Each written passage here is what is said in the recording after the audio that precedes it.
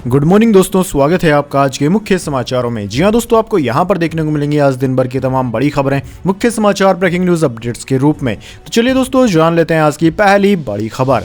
NCP शरद चंद्र पवार के नाम से चुनाव लड़ेगा शरद गुट। सुप्रीम कोर्ट ने चिन्ह तुरही को मान्यता दी, चुनाव आयोग से कहा इसे दूसरों को न दे।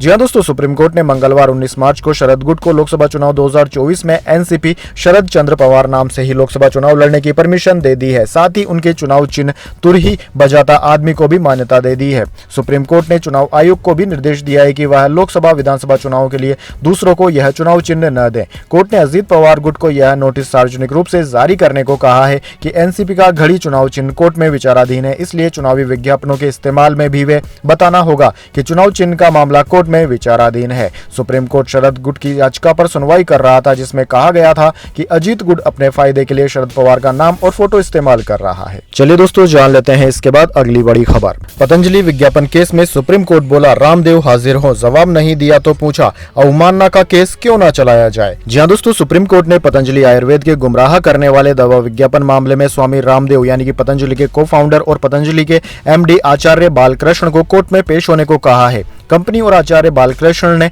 नोटिस का जवाब दाखिल नहीं किया, जिसकी वजह से यह आदेश जारी किया गया है। वहीं दोस्तों, अब उन्हें अगली तारीख पर कोर्ट में पेश होना ही होगा। कोर्ट ने नोटिस जारी कर यह भी पूछा कि उनके खिलाफ क्यों न अवमानना की कार्यवाही शुरू की जाए। जस्टिस हिमा कोहली और असाउद्दीन अनाउल्लाह की बेंच ने इस मामले की सुनवाई की। इससे पहले 27 फरवरी को इस मामले की सुनवाई हुई थी। वहीं दोस्तों, 27 फरवरी की सुनवाई में कोर्ट ने पतंजलि आयुर्वेद के गुमराह करने वाले दवा विज्ञापनों पर रोक लगाई थी। इसके अलावा दोस्तों, अवमानना कार्यवाही में कारण बताओ नोटिस भी जारी किया गया है। दरअसल कोर्ट ने पिछले साल भ्रामक विज्ञापन जारी नहीं करने का निर्देश दिया था, लेकिन कंपनी ने इसे नजरअंदाज किया। चलिए दोस्तों, जान लेते हैं इसके बाद अगली खबर। दिवंगत साथियों को याद करके इमोशनल हुए प्रधानमंत्री, तमिलनाडु में कहा इंडी गठबंधन वाले हिंदू धर्म का अपमान करते हैं। जी हां दोस्तों, प्रधानमंत्री मोदी तमिलनाडु में अपनी दिवंगत साथियों को याद करके भावुक हो गए। तेलंगाना के स्टेट प्रेसिडेंट रहे के.एन. लक्ष्मण और पार्टी के ऑडिटर रहे रमेश का जिक्र करते ही पीएम 63 सेकंड तक खामोश रहे। इसके बाद उन्होंने अपनी बात जारी रखी। मोदी मंगलवार को सेलम में जनसभा को संबोधित कर रहे थे। मोदी ने कहा कि तेलंगाना के स्टेट प्रेसिडेंट रहे के.एन. लक्ष्मण ने पार्टी के प्रचार के लिए बहुत काम किया। पार्टी के ऑडिटर रहे रमेश को भी मैं नहीं भूल सकता, उन्होंने पार्टी के लिए काफी काम किया है। साथ ही वे आज हमारे साथ नहीं है, उनकी हत्या कर दी गई है, मैं उन्हें श्रद्धांजलि देता हूं। वहीं दोस्तों, प्रधानमंत्री मोदी 5 दिन के दक्षिण भारत के दौरे पर हैं। आज 19 मार्च को सुबह उन्होंने केरल के पलक्कड़ में रोड शो किया था। इसके बाद दोस्तों, जान लेते हैं अगली खबर। होली के कारण लगातार 3 दिन बंद रहेंगे बैंक। मार्च के आखिरी 10 दिनों में अलग अलग जगहों पर 8 दिन बैंकों में कामकाज नहीं। जी हां दोस्तों, देश में इस बार होली सोमवार 25 मार्च 2024 को मनाई जाएगी। इस पर्व पर देश के ज्यादातर राज्यों में बैंक बंद रहेंगे। इसके साथ ही चौथे शनिवार के कारण 23 मार्च और 24 मार्च को रविवार के कारण बैंकों में कामकाज नहीं होगा। यानी कि दोस्तों, इस महीने 23 से 25 मार्च तक लगातार 3 दिन बैंक बंद रहेंगे। वहीं 29 मार्च को गुड फ्राइडे पर भी बैंक बंद रहेंगे। मार्च के आखिरी 10 दिन यानी कि 22 से 31 मार्च तक अलग अलग जगहों पर कुल 8 दिन बैंकों में कामकाज नहीं होगा। दोस्तों, आपको बता दें, आप बैंक की छुट्टी के बावजूद ऑनलाइन बैंकिंग और एटीएम के जरिए पैसों का लेन देन या अन्य काम कर सकते हैं। इन सुविधाओं पर बैंकों की छुट्टियों का कोई असर नहीं होगा। वहीं दोस्तों, आपको बता दें कि किस किस दिन बैंक बंद रहेगा। तो दोस्तों, 3 मार्च को इस महीने में सभी जगह बैंक बंद रहे थे, लेकिन बात करते हैं आज की तारीख के बाद की, तो 22 मार्च को बिहार दिवस की वजह से बिहार में बैंक बंद रहेंगे। 23 मार्च को चौथा शनिवार है, सभी जगह बैंक बंद रहेंगे। 24 मार्च को भी बैंक बंद रहेंगे। 25 मार्च को होली की वजह से बैंक बंद रहेंगे। इसके अलावा दोस्तों, 29 मार्च को गुड फ्राइडे है, इस वजह से बैंक बंद रहेंगे।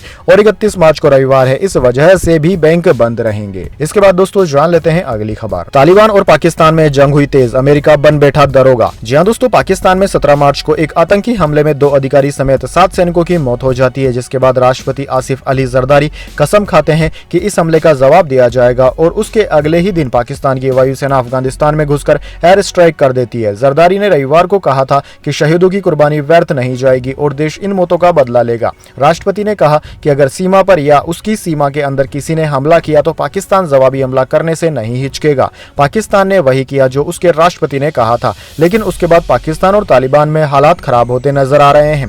तालिबान ने अफगानिस्तान में पाकिस्तानी हवाई हमलों का मुंह तोड़ जवाब दिया है। तालिबान की सेनाओं ने डुरंड रेखा के पास स्थित पाकिस्तानी सैन्य चौकियों को ध्वस्त कर दिया। अफगान मीडिया ने रक्षा मंत्रालय के हवाले से हमले की पुष्टि की। मीडिया रिपोर्ट्स की माने तो अफगान रक्षा मंत्रालय ने कहा कि पाकिस्तान को जवाब देते हुए तालिबान के सीमा बल ने भारी हथियारों के साथ पाकिस्तानी सैन्य केंद्रों को निशाना बनाया है। इसके साथ ही चेतावनी देते हुए कहा है कि अफगानिस्तान का रक्षा बल किसी भी आक्रामक कार्रवाई का जवाब देने के लिए तैयार है।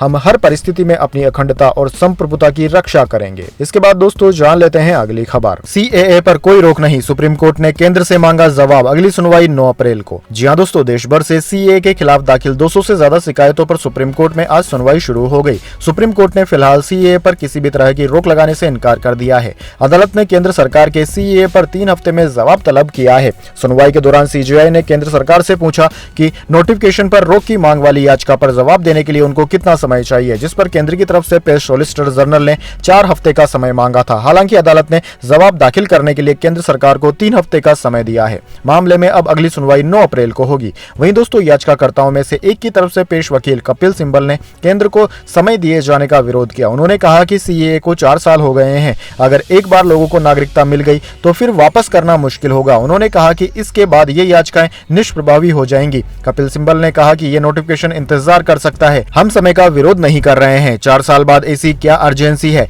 इसके साथ ही कपिल सिब्बल ने अदालत से नोटिफिकेशन पर रोक लगाए जाने की मांग की। इसके बाद दोस्तों जान लेते हैं अगली खबर। गृह मंत्री अमित शाह से मिले राज ठाकरे, एनडीए में शामिल हो सकती है एमएनएस, मुंबई दक्षिण लोकसभा सीट मिलने की है संभावना।